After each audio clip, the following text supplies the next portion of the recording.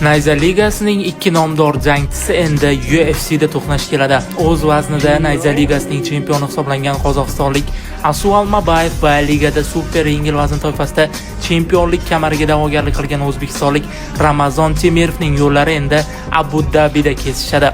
Ikki nomdor jangchi o'z vaqtida Nayza Ligasida to'qnash kelishi kerak edi, biroq ma'lum sabablarga ko'ra jang o'tkazilmadi. Endi azaliy raqiblar UFC'da ro'baro keladi va bu jang tashkilotda super yengil vazn toifasining bo'lajak yulduzini aniqlab beradi.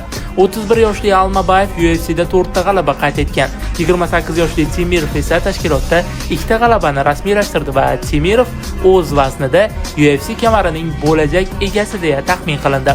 Biroq kamarga yaqinlashishdan oldin Temirov azaliy raqibining to'sig'idan o'tishi kerak. Xullas 26-iyul Birlashgan Arab Amirliklari Abu Dhabi olovli UFC kechasida bizni qonli jang kutmoqda. To'qnashuvda qaysi tomonning imkoniyatlarini yuqori baholaysiz? Fikrlaringizni izohlarda yozib qoldiring.